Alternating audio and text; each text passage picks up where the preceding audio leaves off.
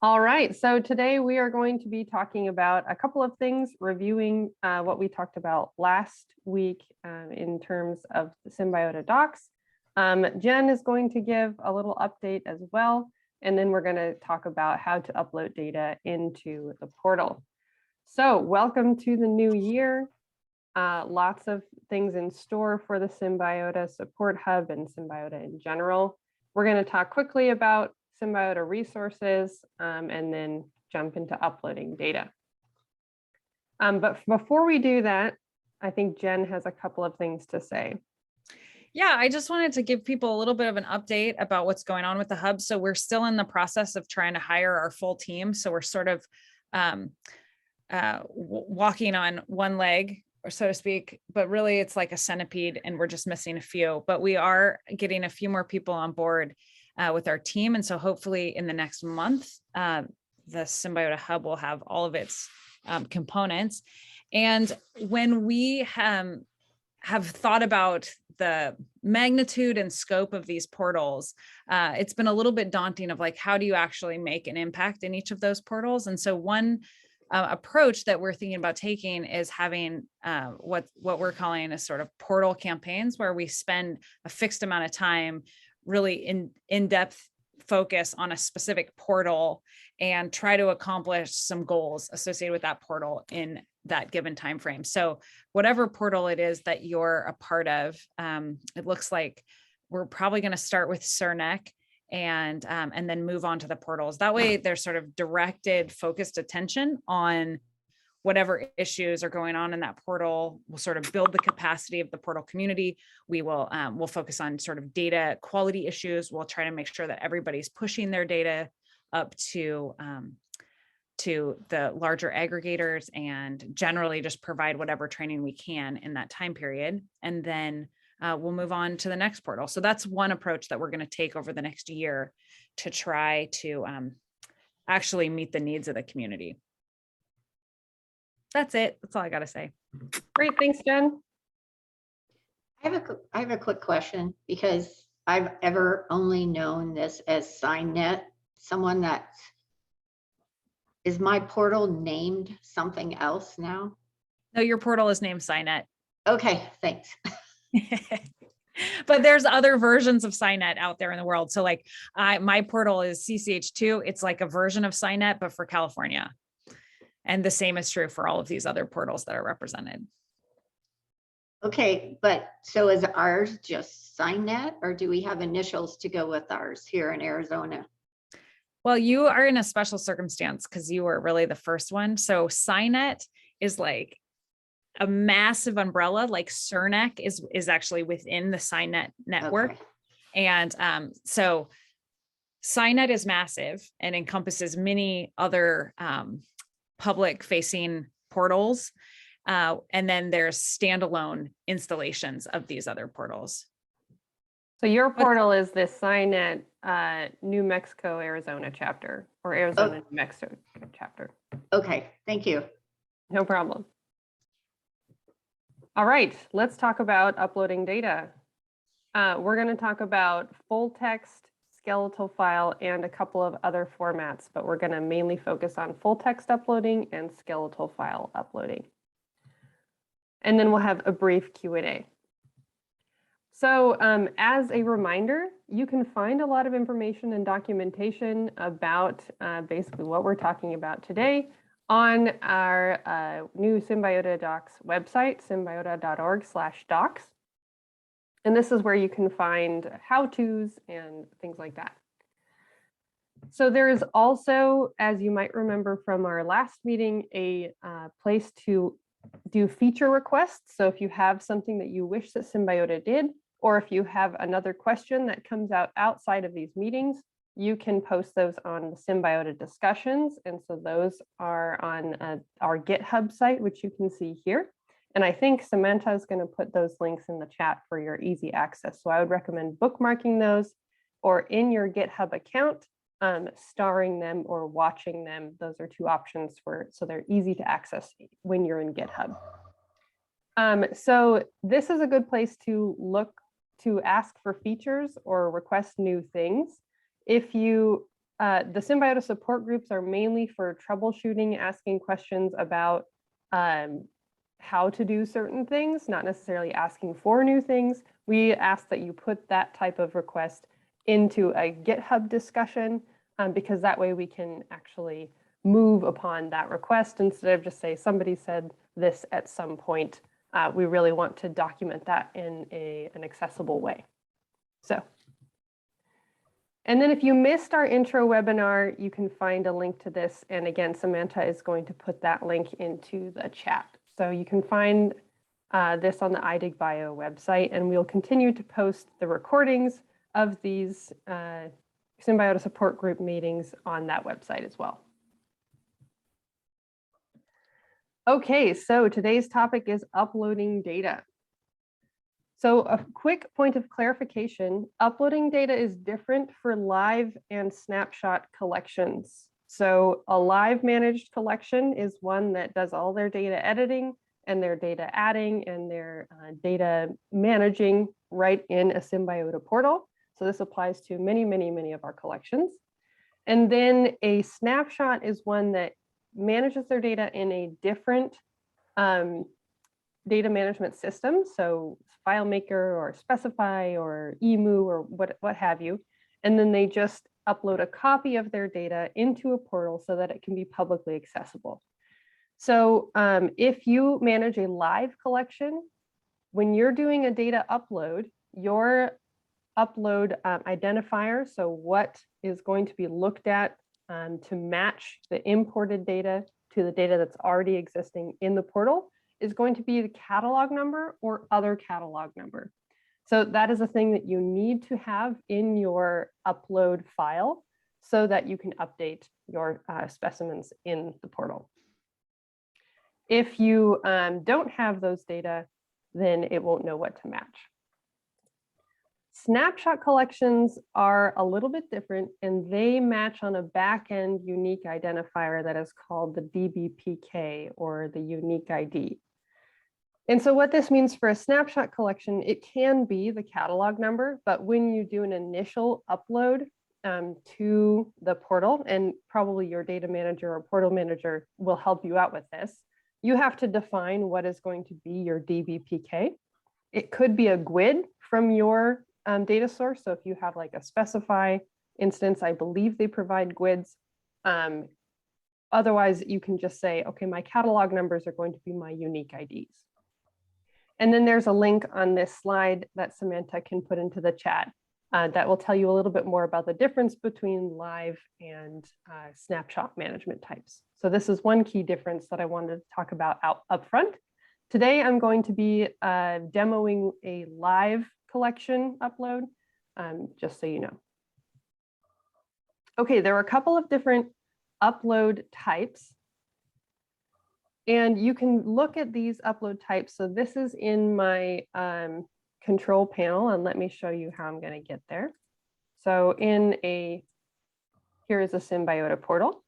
If I wanted to go to upload, then I would go to my profile, occurrence management, and then the name of the collection to which I want to upload data. And so I'm going to do it for the Hoover Herbarium today.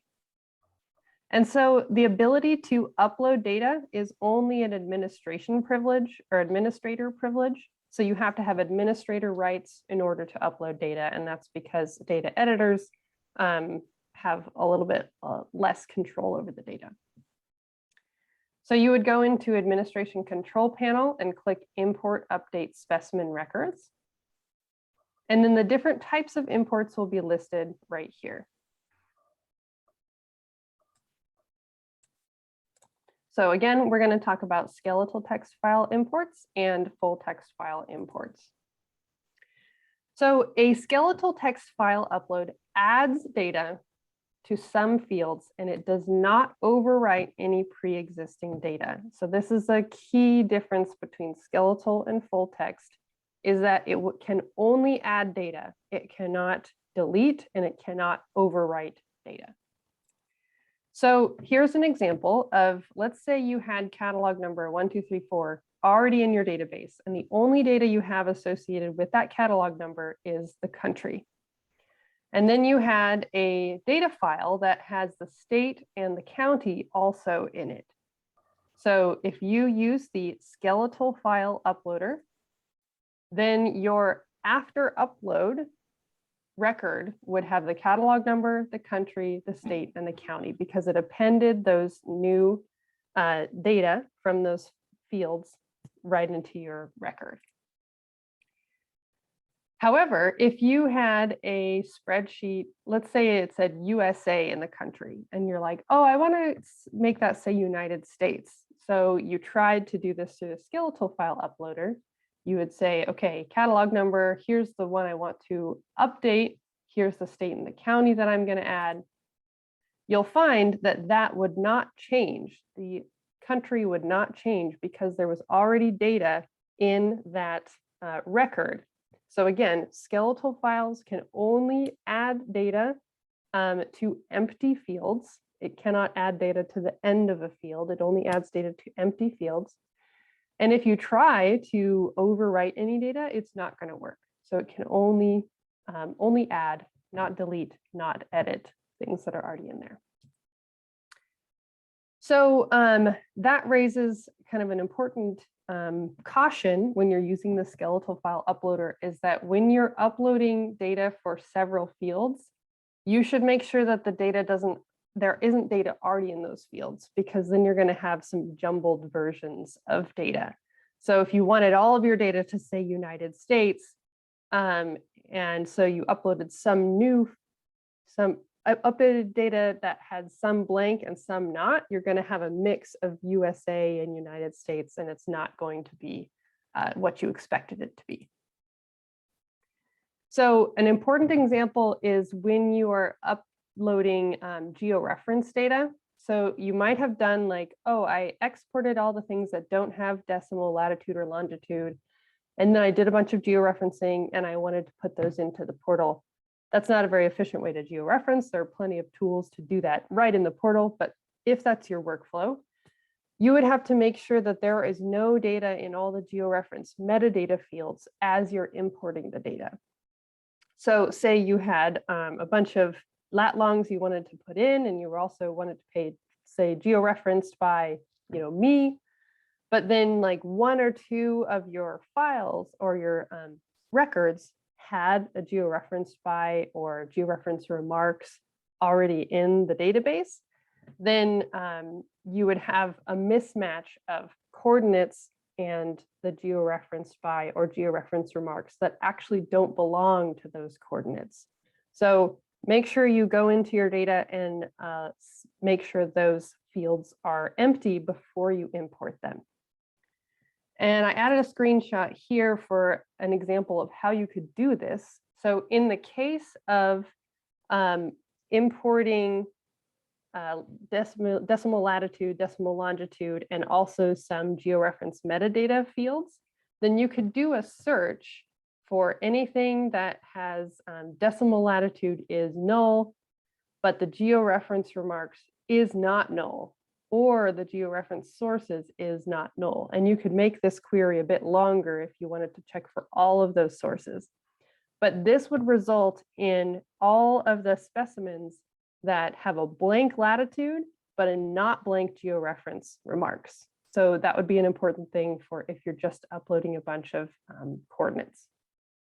And again, this will be in the recording, so you can go back and look at this and copy that if you want to.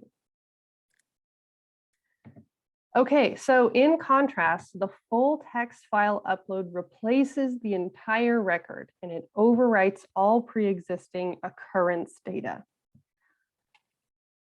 So what this would look like is if you had, again, catalog number 12345, and all it said was United States, and you wanted to add catalog number and the state and the county, what it's going to see is that, oh, you don't have any country information coming in. Well, then I guess you don't have any country information at all. And it would erase the value that you have in country because it doesn't exist in the spreadsheet. Basically, for full text file, anything that's in the spreadsheet is going to show up in your in the Symbiota portal. Anything that previously existed in the Symbiota portal is not going to show up anymore. It's going to be replaced. Another example is if we had, USA and we wanted to change it to United States and also add state and county, then after the upload, all of that data that was in our spreadsheet would show up. So this is how, you could add a bunch of data and change pre-existing data at one time. An important caveat to that is that it replaces the entire record, and that is occurrence data only. So there's kind of some back-end database lingo going on here, but the occurrence table is all of the information about, all the primary information about that specimen. So there are lots of other tables that are linked to that occurrence table, like images and determinations and associations. And those are stored in separate tables, but will not be replaced if you're just replacing occurrence data through a text file upload. So images, determinations, links to duplicates, links to checklists, occurrence relationships, traits, and hexacoddy, those will not be changed when you upload a full text file. So just be warned. Katie, can I ask a clarifying question? Yes, please. That full text file upload is really it's a per record overwrite, correct? So if it doesn't find a match on the catalog, it leaves all those records alone in your database and it only overwrites the ones that are in that file. Is that right? Excellent question. And yes, it will only replace the data for those rows for which it finds in the file that you're uploading. So it's not going to completely wipe your data set and put only these 2 new records in there. But good question. I have another clarifying question. Yeah. This only works when you have catalog numbers to match to, right? You wouldn't be able to overwrite full text files if the records only had Symbiota ID as opposed to catalog numbers? For a live managed collection, yes, it will only match on catalog number or other catalog number if you have that in the fields. Okay, so obviously there are some major cautions for using full text file uploads. So any edits that you make using the uploader tool are not going to be tracked in the edits table. So the full text, the idea behind the full text file uploading is not that you're going to pull your data into Excel, do your data cleaning there, and push them back up in there. You can do that. You can do that very cautiously, but then all of those great edits that you made are not going to be tracked in the edits table. Mainly, this should be used for when you're importing brand new data or you're importing radically changed data. Do you have a question, Jen? Questions from the chat? Yeah. Yeah. So Cass says, so if I get it, then if you're uploading new occurrence data where there is no catalog number, then it just goes in because you're not overwriting any existing data. Is that right? Exactly. Yeah. And what I'll show you momentarily is that you'll get a report before you finally upload the data that will tell you how many brand new records there are versus records that you are updating. So you'll get you'll get an alert before you upload the data as to whether you're overwriting data or you're adding new records. Great question. Yeah, and then Andy from the Myco portal is asking about uploading hexacoddy titles using the OMED ID and the hexacoddy number now. Yeah. Ed, do you want to talk about that, about how to upload hexacoddy titles using the uploader? Yeah, so everyone can hear me? Yep. Okay, great. Yeah, so when you're doing the mapping, there are some fields for matching the hexacoddy title ID and the title number. And that allows you to upload that information, and it will create links to the hexacoddy index to the occurrence record that you load. Now, the only problem is that you run into is you can't upload the hexacoddy title because titles, Hexacati titles are so complex, they're really hard to match on. It actually has to be the Hexacati title ID. The number could be just the number, but not the title. And the Hexacati title ID can be obtained by going to the Hexacati search page, and there's a download that allows you to download all the Hexacati titles along with their IDs. So for those collections that do have Hexacati, so this is mainly bryophytes and lichens, and I think fungi, those can be uploaded according to the index of the OMETID, so that's the Hexacati's unique identifier name. Ed also brought up an important point that you can upload data without threat of overwriting data by also unchecking the box that says match on catalog number. And I will show you what that looks like momentarily. So that's if you just wanted to only upload brand new data and not worry about whether there's some like duplicate catalog numbers somewhere in your data. Hey, Katie, I had one more question about Hexacati. We can upload new Hexacati title and number data. Can we replace it if we made mistakes? Will that go into the Hexacati tables and replace that when you do a full file upload? Andy, you asked such hard questions. I'm sorry, Ed. I also make a lot of mistakes. Let me think about that a second. I don't know. I would have to. I think it would remap. I think it remaps it. So if you upload it, if you're reloading some data that's linked to another Hexacati and has a correction, I think it deletes it and remaps it to the whatever is valid there. Okay. But I can't say 100% sure. I would say best thing to do is to do a little experiment, upload a record. With just one or two. Okay. And Thanks, if it Ed. doesn't, let me know. I'll make sure that I make a change to make that happen.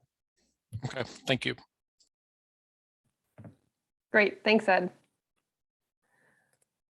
Okay, and so going along with this caution, that means that mistakes are very hard to undo when you import data and overwrite it mistakenly. So what Ed was saying about doing a test run, that's a very good idea. Just do like one record and make sure that your mapping is as you expect it to be, because that way if you make a big mistake, you only have kind of one record that you need to reckon with.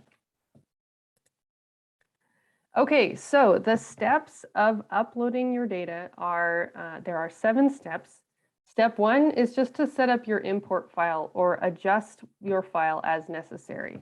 And so this link that is shown here will take you to a page in our Symbiota docs that lists all of the potential fields that you can import to.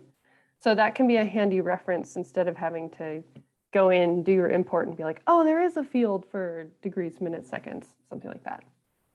So I have an example file here that I'm going to bring up that I'm going to upload into the CCH2. All right. So I'm just in Excel. Let's say I had some brand new data to add in there. Here I have a bunch of fields: catalog number, collector, collector number, date, scientific name, determiner, just a bunch of data. So there are a couple of things that you need to pay attention to when you're preparing your data file. One of those is Excel can do some funky things with dates. So just keep your wits about you when you're putting dates in. This one is fine. But if you ever say, oh, I entered that as 2004 09/21, but then it switched into this format. I want to go back to the other format. If you tried to say like, give me the text of that, it's going to give you a Julian date instead, which is probably not what you were expecting. So one trick that I often use is I just say, okay, treat this whole column as just plain old text and then you can enter in exactly what you're looking for. Whoops. And Excel won't mess it up. So that's one idea that you could do.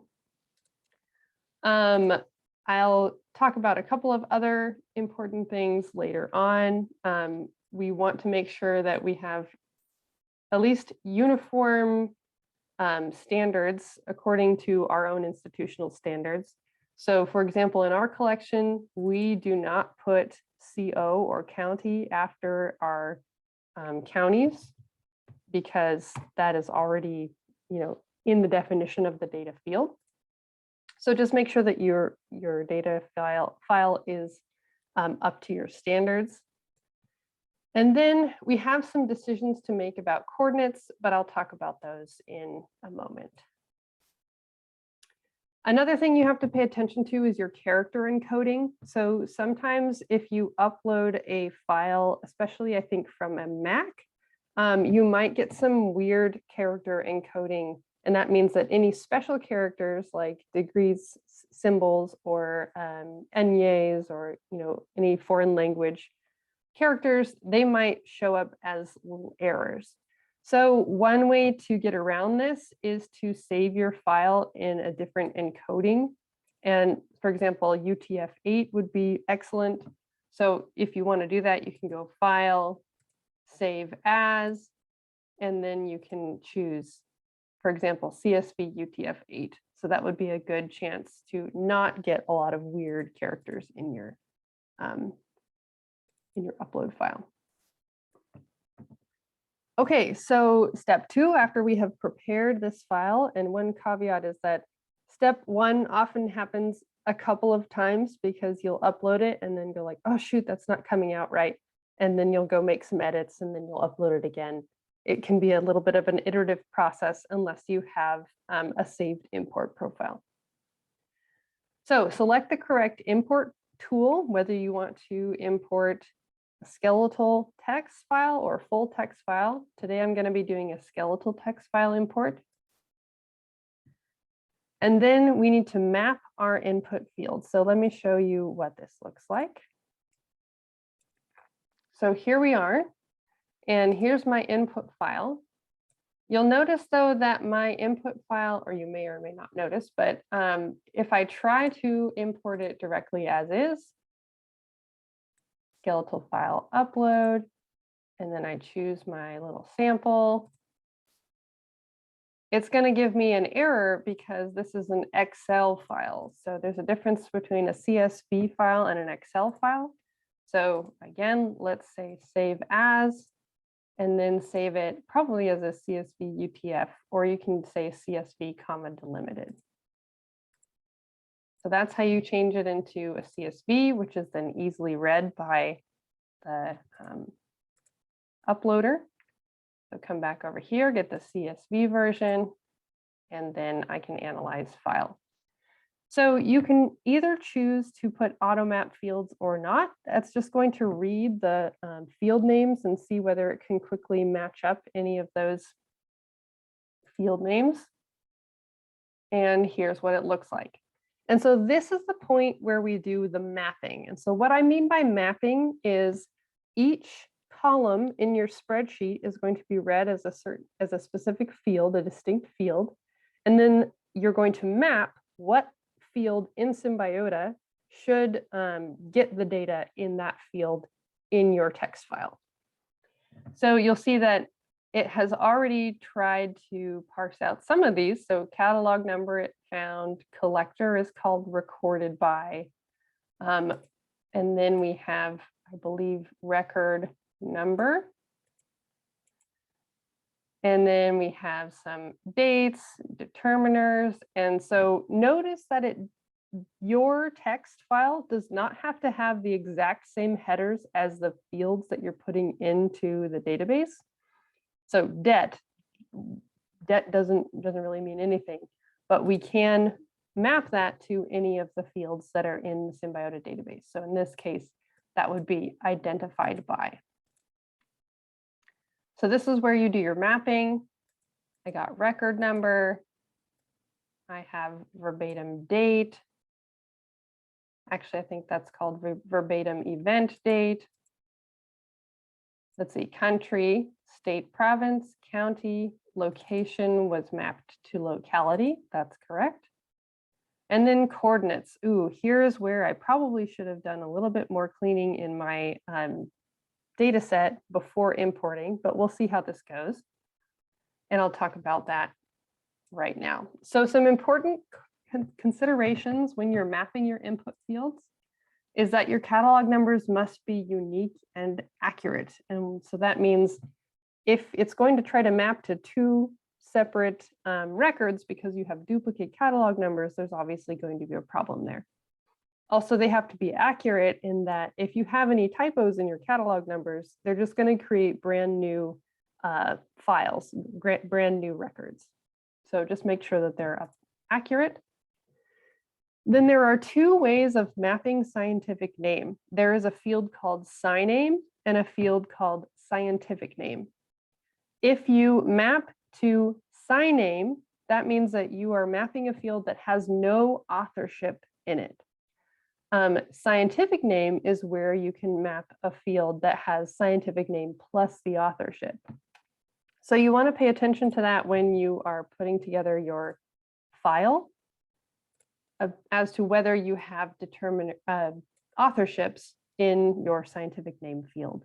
So in my example here, I do have authorships in my scientific name field. So I would want to map this not to SciName,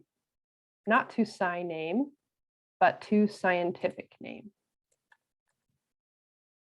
Authorship included goes to scientific name. You can think of it as the longer scientific name field gets a longer scientific name, which is with the authorship. The safest option, however, is to just parse the authorship before you import.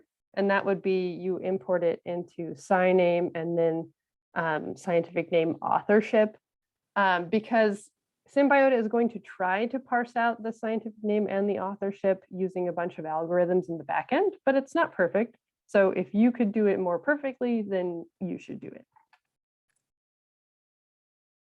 Another note is that mapping the family from your file will override the thesaurus's family. And so what I mean by that is when you import a scientific name into your database, it's going to try to map that scientific name or link that scientific name to the taxon that exists in the backend thesaurus.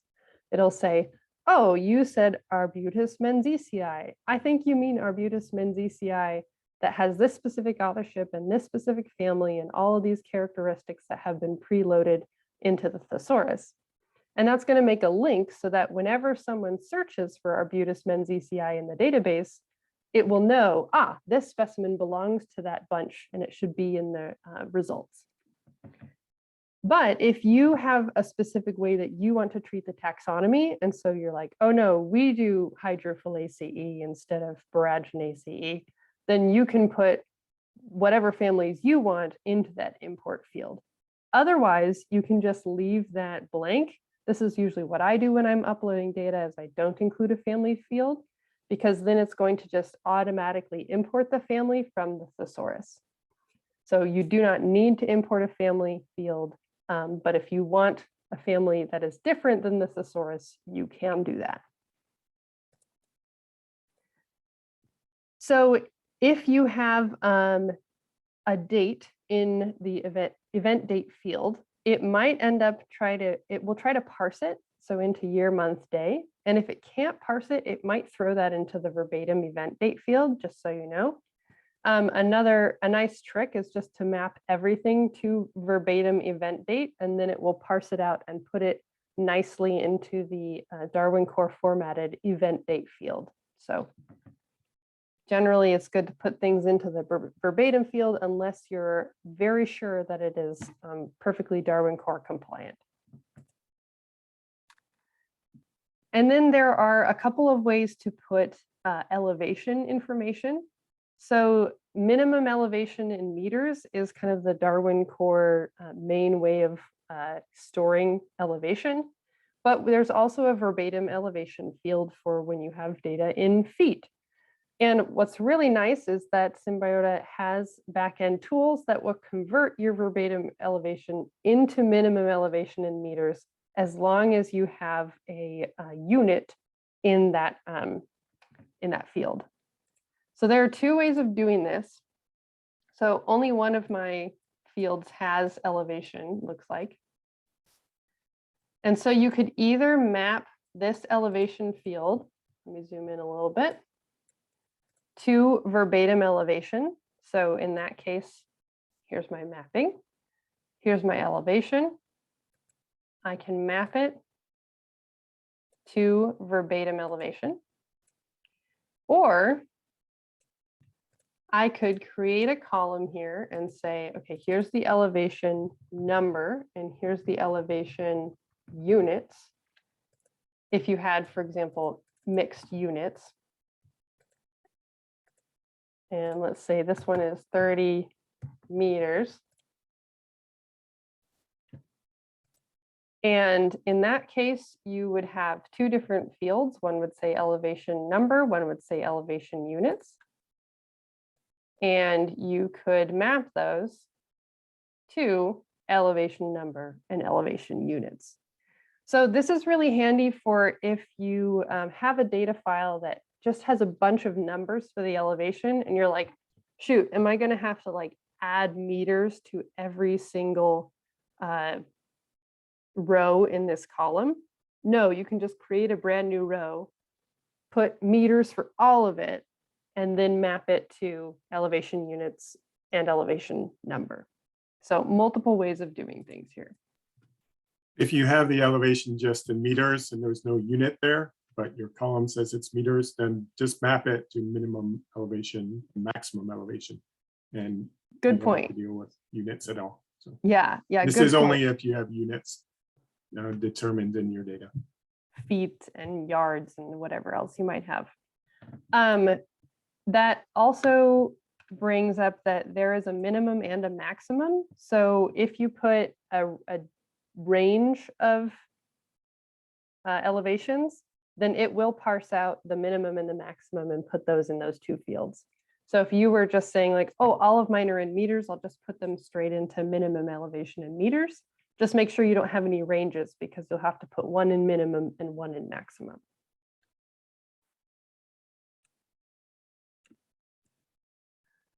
Okie doke. So that's elevation.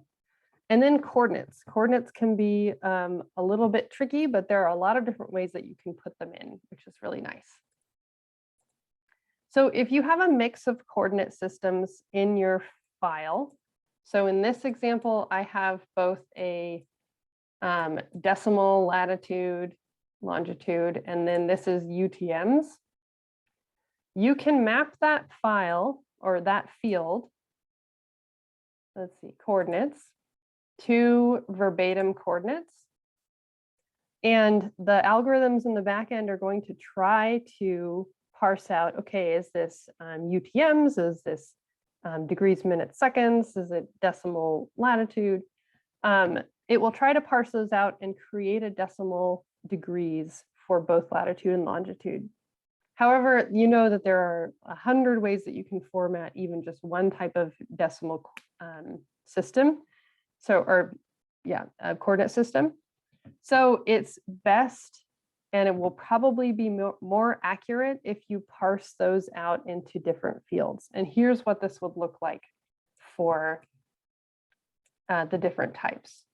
So if you have decimal degrees, then you can just quite easily put the latitude into decimal latitude and the longitude into decimal longitude. So that would just be two separate fields that you have in your text file. If you have degrees, minutes, seconds, and you want to parse them out, or you have them already parsed out, then there are a number of fields. They are called latdeg, latmin, latsec, latns, which stands for lat north south. And then there's longitude equivalents for all those fields too. So if you have decimal degrees, you can try putting it in verbatim coordinates. You can just, see how that comes out. And if it does easily convert into decimal lat long, then you can be like, great, no problem. But if you're having any trouble with Symbiota turning those verbatim coordinates into decimal degrees, then, or decimal degrees, then you might want to separate those out into other smaller fields. So UTMs, you can do a similar thing for. If you just put them in like this with zone, easting, northing, I'm pretty sure that it will parse those correctly into decimal degrees, but it's not always perfect.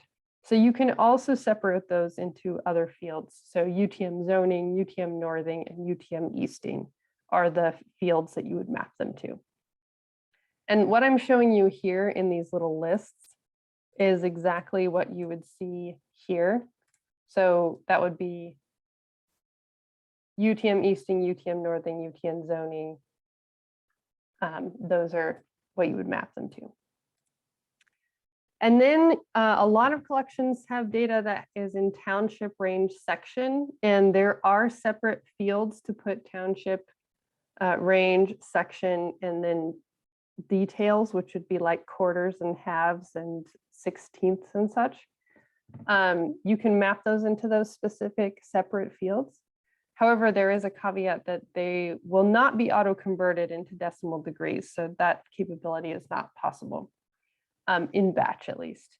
So you can use geolocate to generate a point radius for each of your records that has township range section data, but we don't have a batch tool to do that quite yet. Two other important points is that your input coordinates must be valid. So like your minutes and seconds need to be less than 60. And then you need a zone for UTM coordinates. And you can put anything you want in the verbatim coordinates field. Like you're like, I know this is garbage, but that's exactly what was on the label. So I'm just going to put it in the verbatim coordinates field. But it won't obviously change it into decimal degrees for you.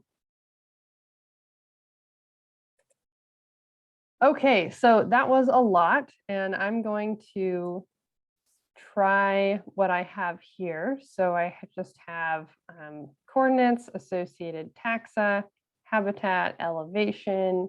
So these are all things, and you can kind of poke around in here and see what exists.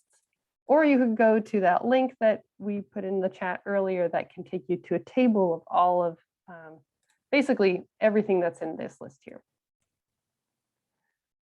Okay, so I recommend, oh, and if you have any fields that you don't want to map, you're like, oh, we don't actually need this data. So for example, I just included source, but we don't really need that data anywhere. You can go to leave field unmapped, or you can just leave it at select target field. Both ways are going to not map those data to anywhere in your database. And let's go ahead and save this mapping. So our step 4 is save your mapping. And even if this is kind of a one-time thing, like you don't expect you're going to be uploading this same exact format in the future, I would still recommend saving the mapping, because after you look at kind of the screenshot of what your data are going to look like in the database, you'll often find a mistake and you're like, ah, shoot, now I have to recreate that whole mapping, and then you might make a new mistake. So go ahead and click this save mapping here, and then it will ask you to put in a profile title. So I'm just going to say this is our Symbiota support group mapping, and then you click save mapping again, and then it's going to basically lock in all of those mappings that we created. Okay. So then here is where you can decide whether you're matching on catalog number or on other catalog numbers. Or you can click neither of them, and that will just only create brand new data. But I'm matching on catalog number because I already have images of these specimens in the database that I want to link the data to. Katie, can I interrupt you real quick? Yes, So you said if it's new data, you would leave both of them unchecked. you could, yes. But if you have one checked, it won't really matter, right? Because it'll just say we didn't find any, they're all new. Yeah, Okay, I great. don't usually leave these unchecked. I will, Okay, because it's nice to know, oh, oops, someone else already imported that data and I didn't know.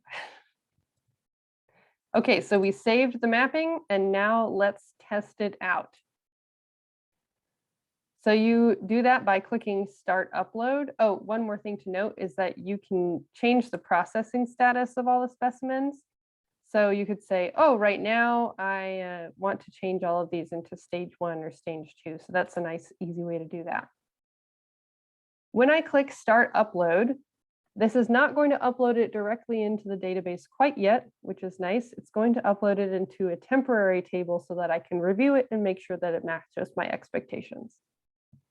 So I click Start Upload, and it's going to tell me here how many it uploaded. It's going to do some cleaning. It will tell me that it's done some cleaning, and then it gives me this neat little snapshot report so that I can make sure that everything looks how I expect it to. So it'll tell you how many records you are importing. So you want to make sure that this number matches the number of records that was in your input file. Yes, there were 3 specimens in this one. If you want to look, oh, and then it will tell you which ones were updated. So it found a catalog number matching one of the import rows, and it says, oh, I'm going to add the data from your file to these 2 records. And then it will also tell you, I also found one that isn't in your database, so that's going to be a brand new record that we're adding. So you can do one of 2 things with these to view them. You can just view them in the browser. If you click this little table icon right here, it says preview the first 1,000 records. And then you can look at this and make sure that it matches your expectations. So, and what I mean by that is, did it parse out the scientific name? Did it parse out the event date? Did it parse out the coordinates? Those are kind of the main things that I'm expecting. So because I mapped this to scientific name instead of SciName, it said, oh, okay, I found your scientific name in the thesaurus, which has this genus and this specific epithet and this authorship. Great, that looks exactly how I expected it to. If instead you had scientific name and it had this whole thing in italics, that means, oh, I just didn't know what it was, so I just threw it in there and I haven't linked it to any taxon. So that would be a red flag if you see this whole thing in italics with the authorship. Then you might want to go back to your mapping and make sure that you actually mapped it to scientific name instead of SciName. All right, I'm going to go back in and then I recognize, oh, shoot, I had an associated collector that I didn't parse into a different field. So I better go do that in my Excel spreadsheet before I do the final upload. So there can be a primary collector, and then there will be a field called associated collectors that you could put any of the other collectors into. Okay, event date seems to have parsed fine, even though I didn't have, I'll bring this over here again. So here I didn't have a value in date, but I did have a value in verbatim event date, and it had a Roman numeral in it. And fortunately, Symbiota knew what that Roman numeral meant, and it changed it. Oh, it kind of didn't quite do it perfectly. So this would be a chance for me to go back into my spreadsheet and make sure that I've converted my verbatim event dates into dates. Okay, I got my habitat, my associated taxa. That looks good, that looks good. And I have verbatim coordinates. But it looks like my verbatim coordinates weren't turned into decimal latitude and decimal longitude. So it looks like I have a little bit of work to do on my spreadsheet. So I'm going to change this into a readable date. I was happy with those. And then I'm going to, oh, I already changed my elevation, but now I'm going to change my coordinates. So I'm going to say latitude, see, I need degrees, latitude, minutes, and this is just degrees minutes. So, and there are ways that you can parse this in a much more elegant way than what I'm doing right now using formulas. And if you have any questions about that, shoot me an email. I have done a lot of formula creating.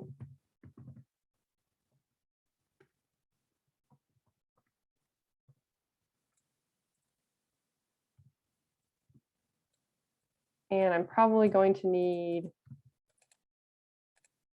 a lat north-south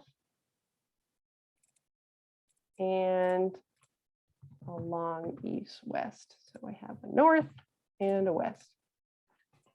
Okay. I have a little comment. So when you Yes. upload, if you map things to verbatim coordinates, I don't think it automatically converts anymore. We used to have that where it happened, but it produced a lot of mixed results and people were missing it. And there was a lot of bad coordinates that were landing in. If you do have them mapped to those other verbatim, and even if you do it to verbatim latitude and verbatim longitude, I think then it tries to convert them. But if it's all just in one concatenated field, we don't. We've been thinking about building a tool that allows people to do it in a controlled manner, do the data conversion. So we might come out with that in the future. And Diana in the chat says that once she uploads, she does a search for the decimal lat is null, but the verbatim coordinates is not null. And then you can just hit the little arrows to try to convert it. That's a great workaround. Yeah, so that's where you could do it one by one.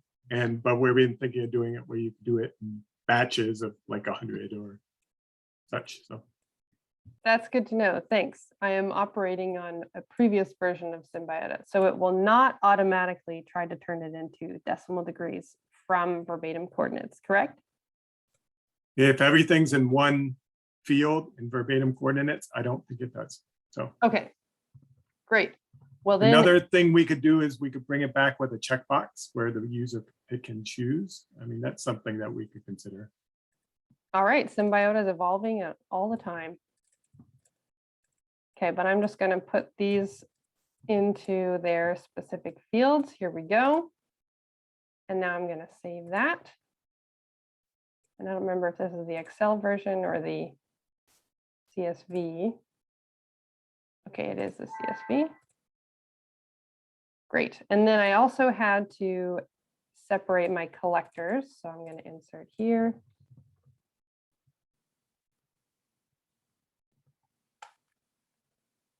Throw that into there. And save. Okay. So we tested out our mapping and we found some issues with it. Another way that you could view these is you could download a spreadsheet of the data. So that's what this right here is. So you can either view right there in the portal, or if you want to make sure that you see all of the fields that are going into the portal, then you can download the records and view them there. You can also do that for your new records. Look at how that's going to look. And it looks like it didn't parse those into verbatim coordinates, just like Ed explained. Okay, so I'm not happy with that. So I'm just going to abort. And you can go to list of upload profiles. So kind of a pro tip, whenever you're on a page and you're like, shoot, I want to go back to the previous page. But if I click back, then it does that weird thing where it says, do you want to submit your data again? You can go up to the navigation pane right here and then kind of go one step back. So I have a lot here, but we're doing the Symbiota support group mapping. And another way that you could access this is if you were in my profile, say that you got, sidetracked, had to go teach a class in between your testing and your final upload phase.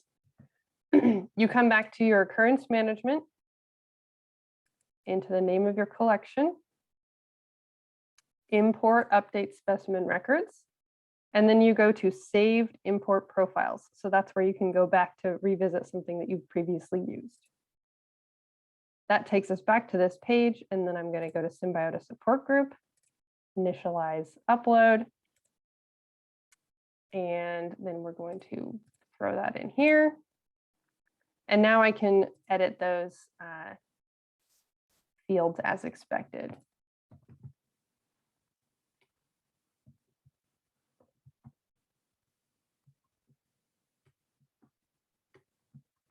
And I'm typing right here. You can also do that. instead of having to select them from the pick list if you already know what they're supposed to be named. Save some time.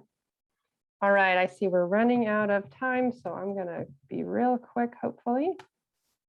I'm gonna save that mapping again, and then click Start Upload, and then look at my data again. So it found the event date. It gave me latitude and longitude when possible from these degrees, minutes, seconds, and here we go. Okay, so we tested out our mapping, then we viewed the summary stats and adjusted as necessary. So that was the step when we were looking at our data, making sure it matched our expectations. And then we get to do our final upload if we're happy with the data that we see. So I'm happy with that. I'm happy with this one. And so I'm going to click Transfer Records to Central Specimen Table. And so that will take my temporary table and put it in my permanent table. Asks you if you're very sure, and then it will run that.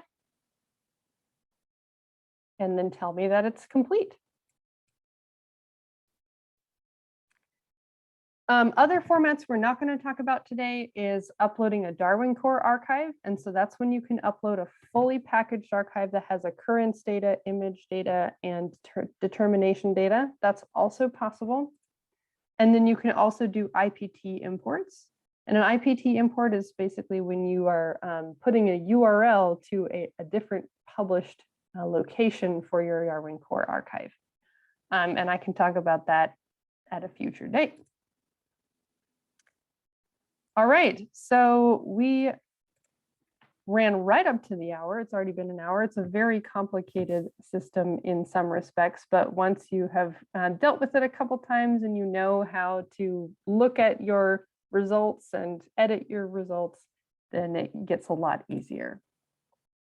I have a couple comments, if I may. Please do.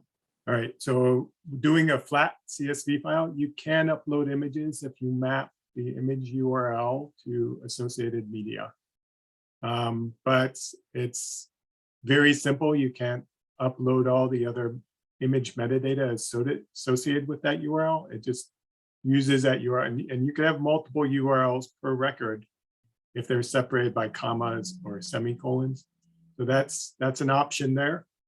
The URL has been of an image that's online, a JPEG image that's online. Or else it'll fail. If you need to upload images and they're not hosted online, then you would have to talk to us about those various upload workflows for putting them online. So, and then two other comments is there are some couple changes that we're going to implement in the next couple of months that I think you'll be happy with. One is the option to record which records have had changes. So if you're matching on catalog number and a field changed, so you could record the edit in the versioning tables. So that's going to happen. So that's not available yet, but that's in the works. And then the other thing is we're going to have a, right now we have a full upload, which replaces everything, and a Skeletal, which only populates empty fields. We are planning to have another third upload that's in the middle there, where you could upload just selected fields, and it will only replace the data for those fields. So that's something that people have been requesting. Okay, that's all. Thanks, Ed. The only thing I was going to add, which might be of use to some people, is that I sort of create an Excel file with headers that make it easy or that correspond to a saved upload profile. And that's what I give to my collectors when they want to know what form to give me the data in, or if I have a class that's doing collections. So I try to sort of get rid of some of those data quality issues by just providing them a header and a template. I don't know if anybody else has other tricks they want to share for how to make that easier.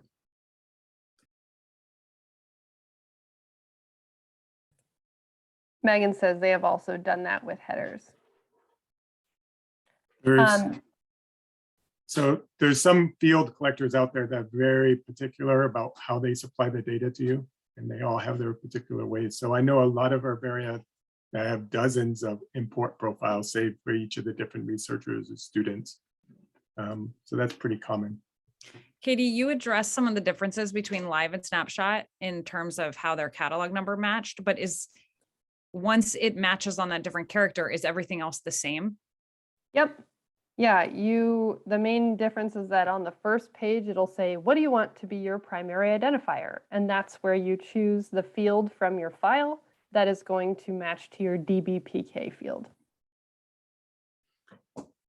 And I'll answer Annie's question that yes, if you use Sine name, it will automatically retrieve authorship and family from the taxonomic thesaurus. Well, Katie, thank you very much. This has been a great learning opportunity, and I hope everybody else tunes in 1 month from today. Do you know what the topic's going to be next month? Not yet. Okay, well, requests always welcome. So thank you guys for coming. Thank you, Katie, for putting that together. Thanks, everyone. Take care. Happy New Year.